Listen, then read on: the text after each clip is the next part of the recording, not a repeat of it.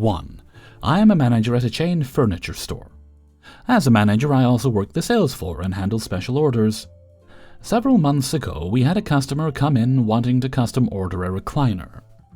I spent about 2 hours with this lady, and she finally picked out a frame, a fabric, and a color, as well as some other options she wanted to add. We sit down at my desk, and she decides she wants to finance this purchase. No problem. I start doing the credit application that we do with our lending partners, and I get all the way through it, and it asks me for her driver's license expiration date and her social security number.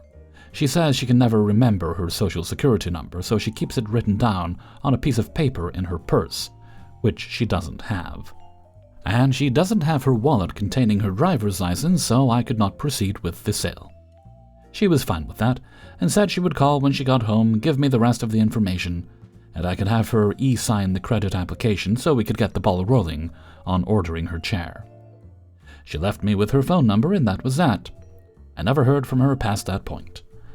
A few days after I spoke with her in store, I called the number she gave me because I wanted to double-check that she wanted to proceed with the sale. I called and left a voicemail and never heard back. So I scrapped the order I had and thought nothing more of it. It's not uncommon for people to change their minds, and there's nothing wrong with that. Several months go by, and fast forward to a few days ago.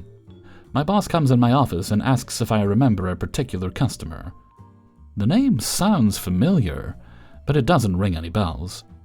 He tells me that I ran her credit, took her payment, and told her she would receive what she ordered anywhere from 6 to 8 weeks, and that it's been 5 months, and accuses me of not ordering the chair.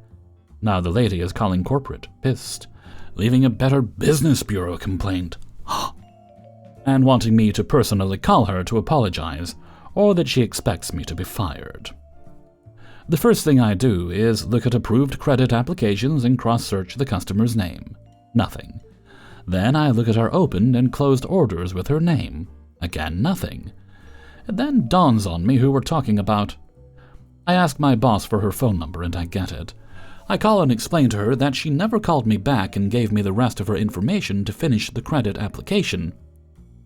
She responds with, "Do you know how to work a phone? I gave you my phone number." I explained that I did indeed call and even left a voicemail.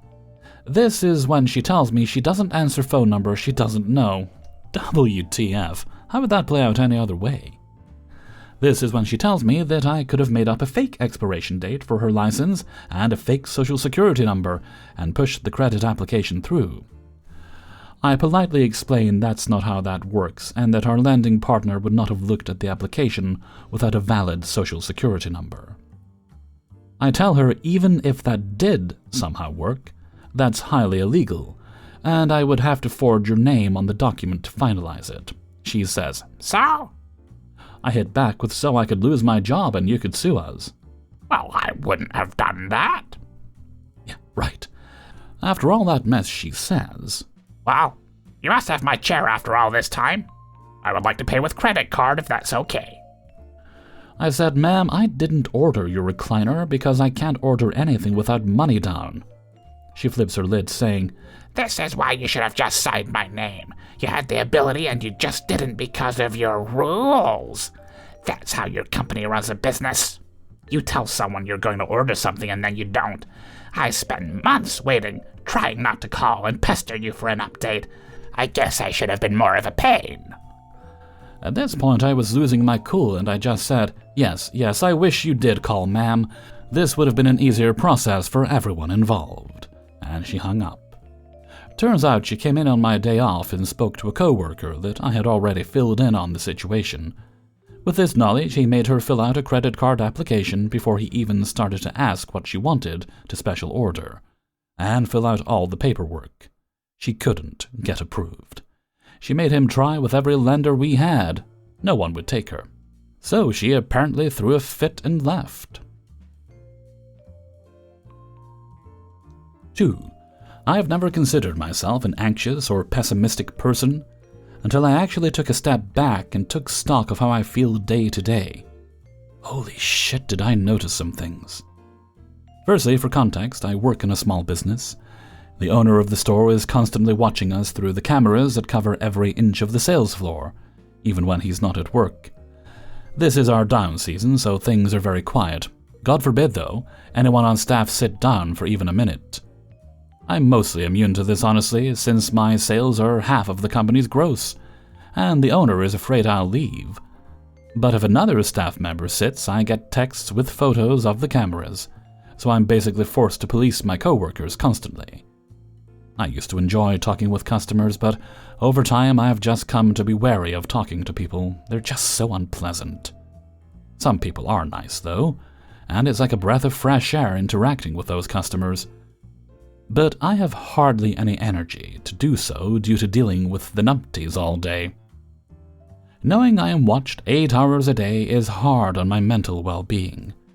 Being bored out of my skull but not allowed to do anything to alleviate it, I find heart fluttering, mind racing, and panic rising in my throat multiple times a day, for seemingly no reason.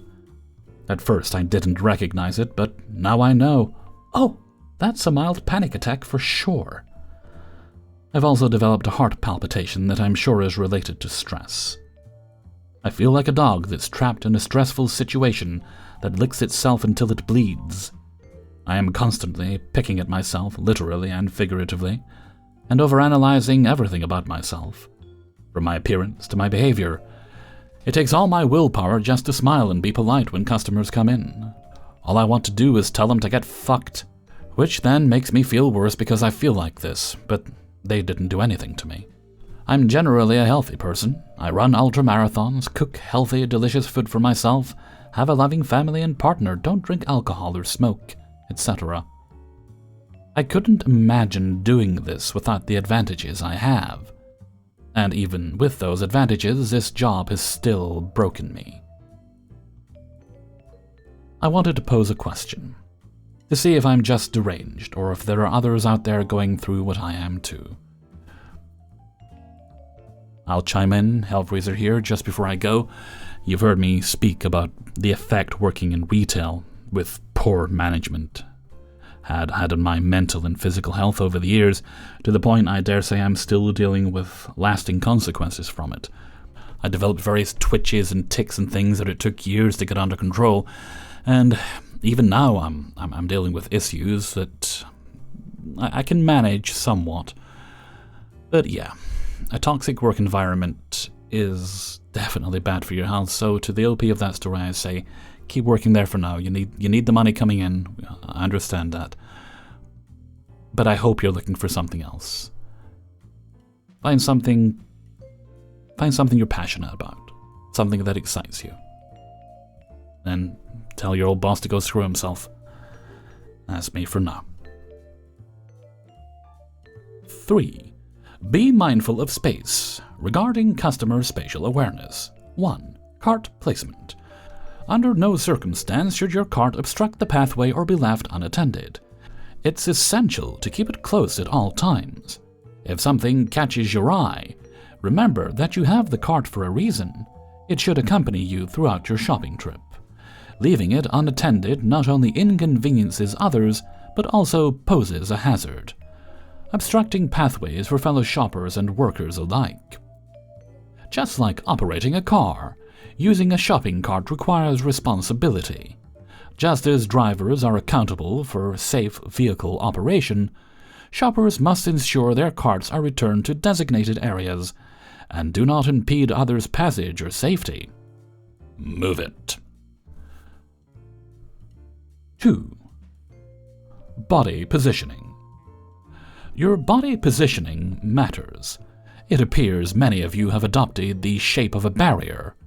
Your stationary presence obstructs the flow of traffic, resulting in congestion and inconvenience for those navigating the store. Please consider your stance and be mindful to others who also require unimpeded movement through the aisles. Let's enhance the shopping experience for everyone by maintaining awareness of our surroundings and showing respect for shared spaces. You are not a wall. 3. Reaching for items. We understand you're impatient and desperately want that item, but you must either wait or communicate. I may be busy, so use your mouth to say, "Excuse me," or "Sorry, I just want to grab that item."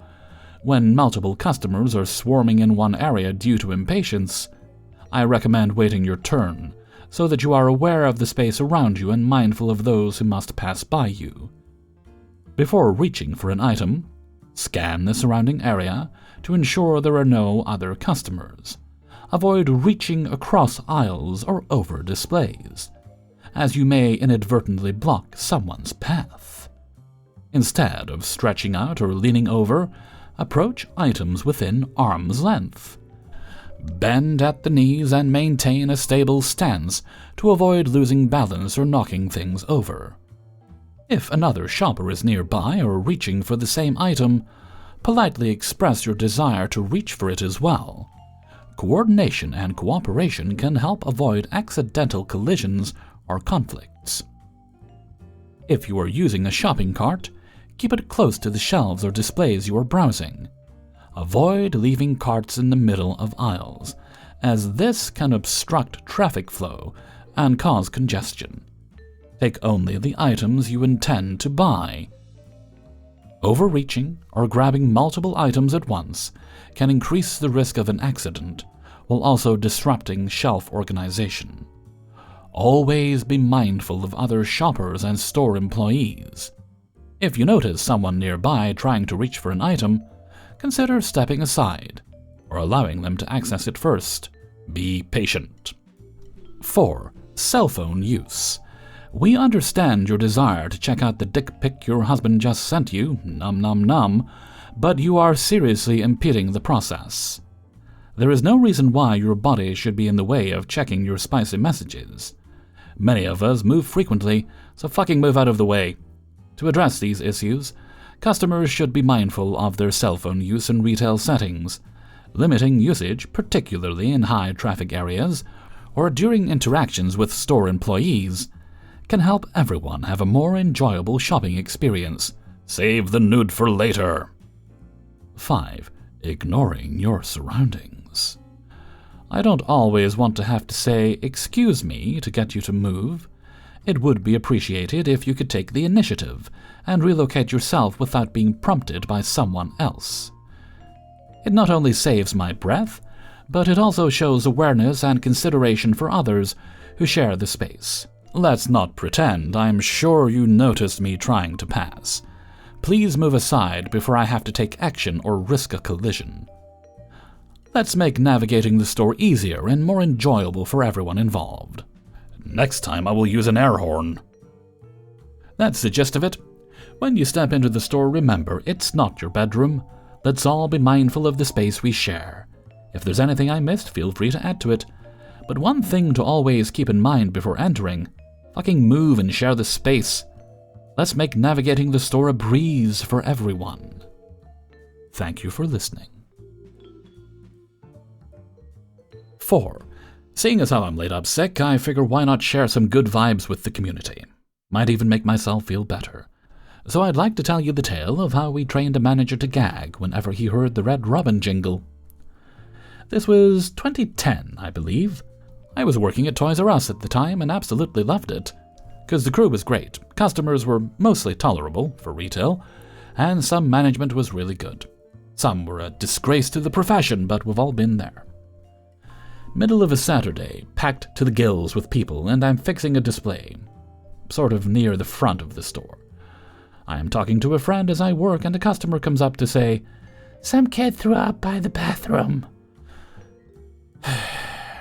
I'm a single dad at this point, and my friend has a few kids himself, so we're not exactly squeamish. It's more like another part of life for us, and we know maintenance is on lunch. So, we figure we'll go take care of it really fast, be good employees.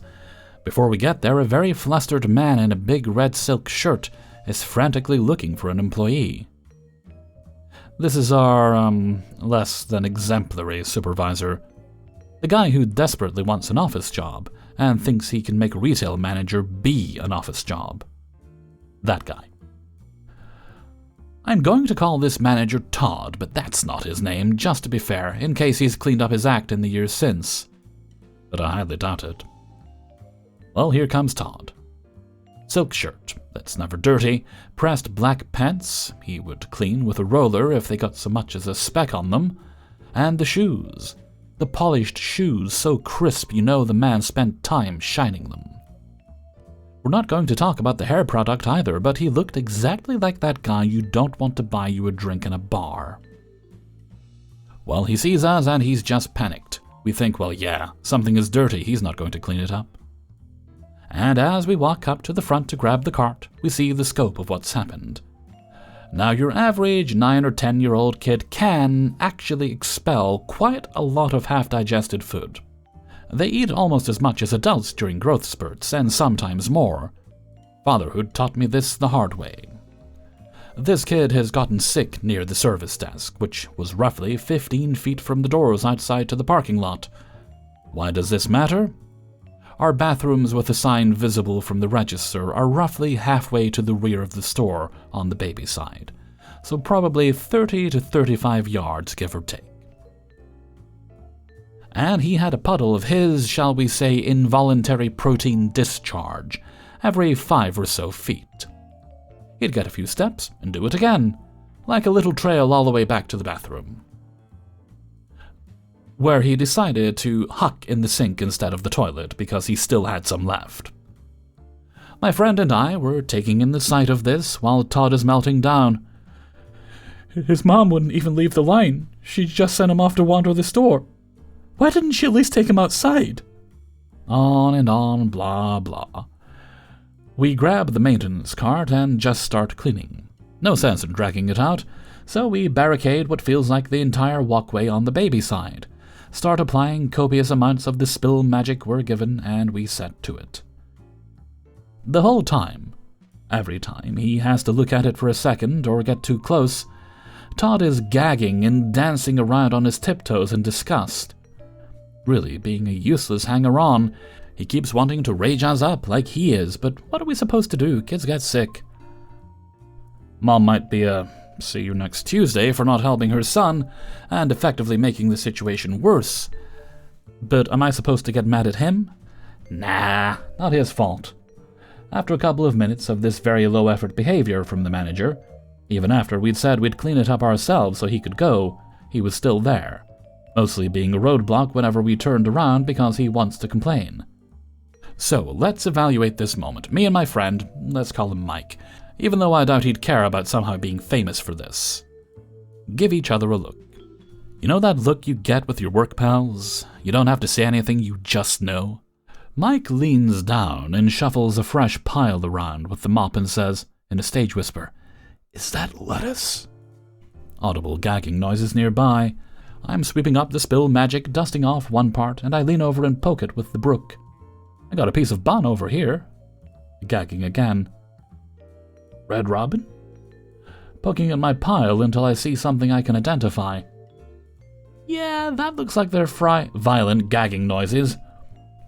Okay, I'm done. Please stop. More gagging noises as he nearly sprints off to the manager's office. We spent 20 more minutes laughing like idiots at Todd. No customers got near us. The manager left us alone the rest of the day, and we got an extra break as a reward. Pretty good day. Despite the situation, I'd say. 5. Let me tell you about my current saga. All I wanted was to buy some books. I typed this out so I could review, post, give feedback everywhere and anywhere, but I thought you guys might get a kick out of it. January 30th. I placed an order for some books, including a pre-order to be released within a few days, with a well-known book company in my country using their online store. All seems fine. Delivery expected in 2 weeks. March. A month goes by, no sign of my books. I email their customer service address and get told, "Sorry, your pre-order is delayed by a month. You should have received an email about this." I tell them I didn't receive anything. They respond with, "This is unusual. We will investigate why this happened and get back to you." I reply, asking for an updated estimated shipping date. No response. April 11th. April comes and I haven't yet seen the red flags. The store has a massive online sale, so I excitedly order another pile of books, including another pre-order to be released the following week. The moment my confirmation email arrives, it's immediately followed up with an email saying the pre-order number 2 will be delayed a month. No idea why this information wasn't on the website, as now I have to wait even longer for the books. But I want them at the cheaper price, so fine. At the same time, I realize I never got a response from the first order, so I email them again asking for an update. No response. May 24th. I call one of the stores and ask about how to check up on orders. They tell me they are separate from the online store and I have to call them or email them. The help center are across the country with terrible opening hours, so I decided to send 2 more emails, one replying to the original email chain, one separate to their support email address. I ask for updates on all my orders and why I haven't been getting a response. I receive an automated response to the second email, nothing to the first. May 29th. Fortunately, I get incredibly sick and take time off work. I called their help center and asked to have both pre-orders removed from both orders, asking if this will now allow the orders to be shipped. They say yes, they will process the refunds now, and I'll get an email confirmation in a few days saying the orders are shipped. May 30th. I got a reply to the second email saying the pre-order for the second order is now delayed until July. They tell me they won't ship my order until all the books in each order have arrived. I also realize that one of the books from the January order is no longer needed, as my partner purchased me the book months ago, forgetting about the orders at all. I, still sick and bedridden, call the help center and ask to have this third book refunded as the order has not yet shipped. They tell me the 2 books I cancelled yesterday haven't been cancelled at all, and my orders are both still sitting there waiting for them. They say there is nothing pending, no sign they were ever going to be taken off my order. He assures me he will cancel the books immediately. I get 2 emails, one from each other, saying my books are cancelled and a refund is on the way. Today, June 8th, I got my 2 parcels. I opened them up, only to realize that the third book I cancelled is still there. I checked my emails and my bank, and it turns out the second person I spoke to forgot to cancel the third book, and I was never issued a cancellation or refund for it. Being unwell, I hadn't even realized the error when I was reading the emails. There's also no invoice in the boxes, which I find odd. I decide to call up the closest physical store, 30 minutes away, and ask if I can simply bring the book in for a refund. I explain everything, and he says he needs the invoice from the boxes. I tell him there isn't one, and he is baffled. All the orders come with an invoice. The confirmation email doesn't even have an invoice number on it, just an order number, which doesn't work for refunds. However, considering the whole saga up to this point, he tells me to give him all the details I have, and he will chase it up with them on my behalf. He tells me he will try his luck with the help center, as he can call them during their business hours, and get back to me in 2 days whether he hears anything or not. I ended up waiting another week waiting for a follow-up from the staff, heard nothing from them, and finally called again for an update. He apologized for not getting back to me, told me he hadn't heard from the head office yet and would definitely call me within 3 days. 3 days comes and goes, and after another week I decide to call another store instead. This lady was helpful, basically told me the online store support is a mess, and head office are really unclear how to help online customers in store. Best she can suggest is to come into a store and return the book in person. Takes about 2 weeks until I have the time to make the trip to one of the stores, and when I get there, I get told the stores can't actually issue a straight refund or return or exchange for books purchased using the online store. It needs to be sent off to head office to process. Takes about 2 weeks for them to receive the book, then another 3 to 10 business days for the refund to process. The staff at this store were really nice and apologetic, and said this wasn't the first time they'd had to help online customers this way. So finally I sent off the book with them for a refund. Took about 3 weeks from that point for the refund to finally come through, and that portion of the saga to be over, and then, finally, by December 3rd, I receive all the remaining books I was waiting for. I had actually forgotten those books were even coming. That's how long it had taken. So that's the conclusion. Over and done with, and honestly so much harder than it should have been. Hey everybody, Hellfreezer here, and thank you very much for listening to Adventures in Fast Food and Retail, episode 198. And thank you very much to everybody who allowed me to use their stories in this video. Before you go, please do hit the like button, and share the video with friends and family. If you'd like early access to the videos, then you can support me on my Patreon, which is linked in the description, as is a link to the Hellfreezer merchandise store on Teespring. If you enjoyed today's video, why not leave a tip? You can do that by clicking on the little heart with a $sign in the middle, just below the video. And you don't have to, but I appreciate it if you choose to. Thank you kindly. Okay, as there's no other business today, let's move right along to Hellfreezer's question of the day. And also the answer of the day, and today's question is... These days, we all have cameras on our phones, so whenever you think about taking a picture, does your first thought go picking up an actual physical camera designed to take pictures, and most of them these days shoot video, or do you think, oh, better grab my phone? Personally speaking, I think I'll grab my phone, because that is always the closest and most efficient device I have at present for taking pictures. And that's where we've evolved to as a society. But why don't you let me know what you think in a comment below. Now before we go, we'll have the answer of the day from a previous video. And this was in relation to, where do you squeeze your toothpaste from? And today's answer comes from S. Nixon. Such a strange question, blamed Shagar, but I squeeze from the center most of the time, until it's almost empty, then start trying to push the toothpaste to where it comes out. As it should be. Okay, with that, I'm gonna head off for now. So until next time, thank you very much for listening, and take very good care of yourself.